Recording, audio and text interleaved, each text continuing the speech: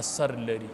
د دې مثال د تیلو دی، د عباداتو په خوند به پوه شئ چې رزق حلال. امام احمد بن حنبل رحمت الله علیه دا د امام شافعی صاحب رحمت الله علیه شاگرد. امام شافعی رحمت الله علیه په مصر کې اوسېده. سوال جواب یې وکړو خپل شاګرد ته، وی تراشه زما خواله، دلته نور خلق هم وایي چې مونږ دې ولیدلی او زما د خپله ملاقات ته شوق شوی دی، که رالي نو ښه به. امام احمد بن حنبل رحمت الله علیه ورته تاریخ وښود، وی په پلان کې تاریخ به درځم. امام شافعی رحمت الله علیه استقبال لراوته د خپل شاګرد. بادشاہ چې هغه د امام شافعی صاحب معتقد، هغه ورسره د وزیرانو راوتی دی. وی امام احمد بن حنبل رحمت الله علیه چې امام المسلمین ورته وایي نن هغه را روان.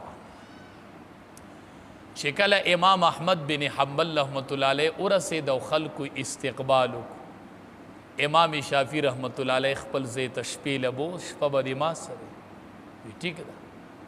ماښام چې د امام شافعی صاحب رحمت الله علیه د کوره ډوډۍ راووتله، نو امام احمد بن حنبل رحمت الله علیه هغه ډوډۍ داسې وخوړله لکه سړي چې د ډېرو ورځو نه ډوډۍ په نظر نه راغلي یا ډېر سخت وږی شوي، داسې هغه ډوډۍ وخوړله.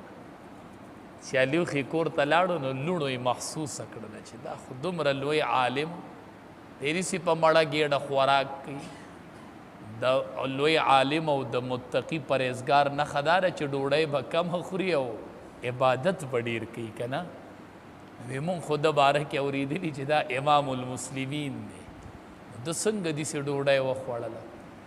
امام شافعي رحمت الله علیه خپلو لوڼو ته وایي وی دا خبره ما هم محسوسه کړله، خو چونکې زه میزبان یم نو میزبان خو د مهمان نه دا تپوس نشي کولی، بده ګڼل شي. نور وی محسوسه مې کړله. چې ماسخوتن مانځله تلل، هغې ووتل مانځله. امام شافعي صاحب او امام احمد بن حنبل رحمت الله علیه دواړه مانځله لاړل.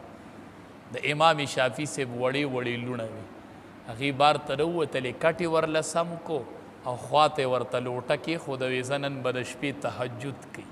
هوښیار خلق یي که نه، ماشومان هم داسې هوښیار نو وی نن به تهجد کوي او کټې ورته سم که.